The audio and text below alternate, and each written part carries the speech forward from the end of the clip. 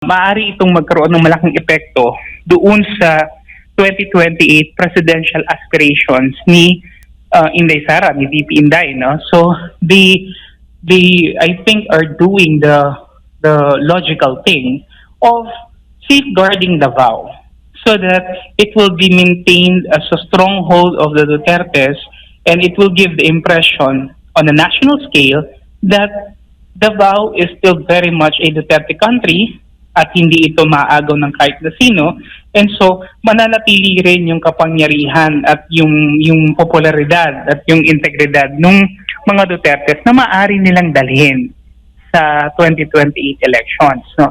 Although on the flip side, medyo nakakapanghinayang, no, na hindi siya humabol sa Senado. I think the brilliance of President Duterte could really be of big use in legislation, ano, especially now na medyo kailangan natin ng mas maayos na batas, no? Pero I think mas wise na move na pangalagaan talaga nila yung Davao.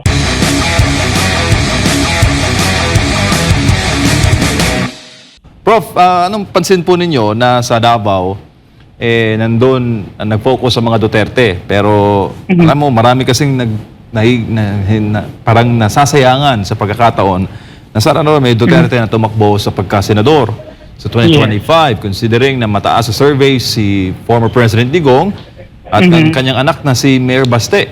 Anong masasabi mo doon? Well, sa akin, ito nga, nasabi ko na rin sa ibang interviews, ano, President Duterte really needs to guard Davao, no? If we consider Davao as the kingdom of the Dutertes and it's currently under attack, no? So the only, I think, best person to defend that kingdom is none other than the king himself or the patriarch of the Duterte family, because they really need to maintain Davao, because Davao is the bastion of strength of the Dutertes. If the opposition will take hold of Davao, it will amplify the idea of a Duterte weakness, which may translate in a perception on a national level that the Dutertes are already a weak force in Philippine politics na ayaw nilang mangyari, because the 2025 elections will always have a bearing to the 2028 elections. Kapag natalo ang mga Dutertes dito sa Davao, maaari itong magkaroon ng malaking epekto doon sa 2028 presidential aspirations ni Inday Sara, ni VP Inday, no? So they I think are doing the logical thing of safeguarding Davao so that it will be maintained as a stronghold of the Dutertes, and it will give the impression on a national scale that Davao is still very much a Duterte country at hindi ito maagaw ng kahit na sino, and so mananatili rin yung kapangyarihan at yung popularidad at yung integridad ng mga Dutertes na maaari nilang dalhin sa 2028 elections, no? Although on the flip side, medyo nakakapanghinayang, no, na hindi siya humabol sa Senado. I think the brilliance of President Duterte could really be of big use in legislation, ano, especially now na medyo kailangan natin ng mas maayos na batas, no? Pero I think mas wise na move na pangalagaan talaga nila yung Davao. Prof, gano'n po ka-crucial ang 2025 midterm elections para po sa 2028 political cycle sa Pilipinas at para, magkaroon ng matinding o malakas na oposisyon sa Senado para sa mga issue na may kaugnayan po sa charter change at iba pa pong mga nakikitang plano, no, ng administrasyon na naunang sinabi ni former President Duterte at ngayon sinabi rin ni Vice President Sara Duterte na ang misyon ay manatili ang mga nakaupo sa kapangyarihan ng matagal. Yeah. Well, basically, yung sabi ko nga, testament vote ang midterm elections. Dito natin makikita kung mayroon ba talagang kakayahan ang liderato o ang kasalukuyang administration to give a perception or impression to the public that they are still formidable and that the president is still popular and that the president is perceived to be a working president, no?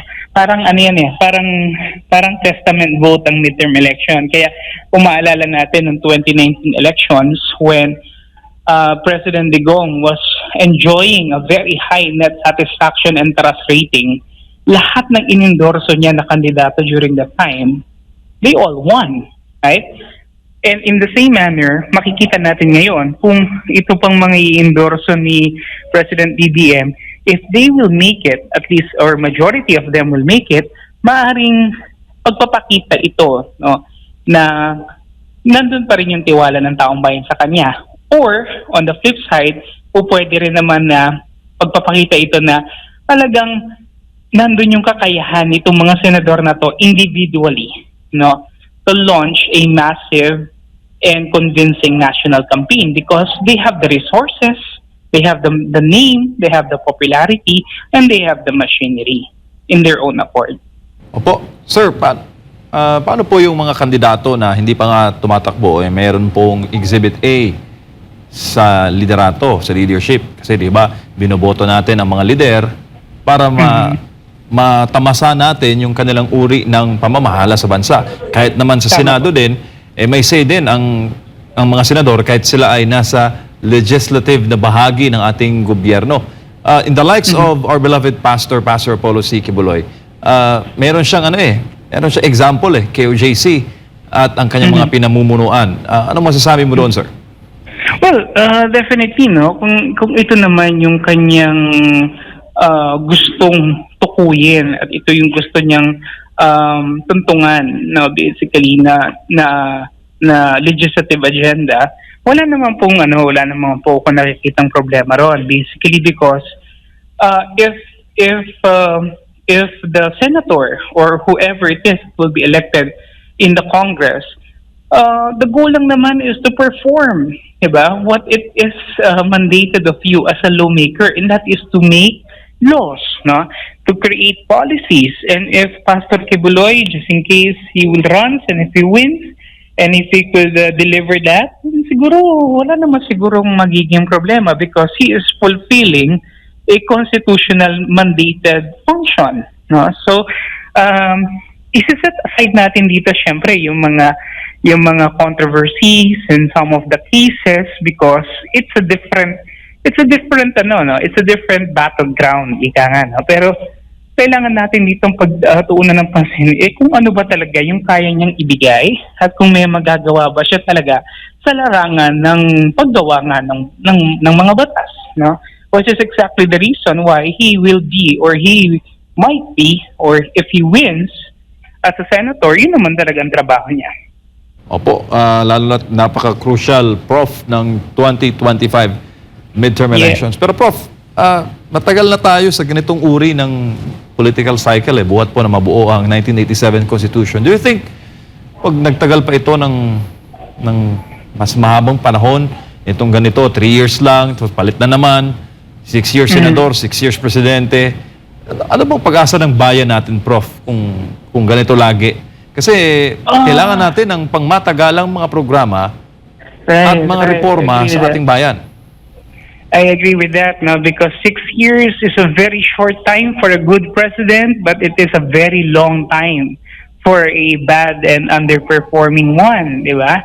So, siguro kailangan talaga nating tignan kung pwede na ba tayong mag-shift from a presidential republican to a parliamentary form of government. Kasi at least if we're gonna shift from a parliamentary form of government, it's going to be the trust and the confidence of the parliament, no, that will reign supreme. So kung may magaling tayong prime minister, pwede natin siyang i-retain, no, for a longer time. Kasi problema natin dito, gaya nga nung nakaraang Pangulong Duterte, no, marami nagsasabi na sayang kasi ang dami nang nasimulan, ang dami nang nagawa, sana ipagpapatuloy na lang. Kaya lang hindi pwede. You know?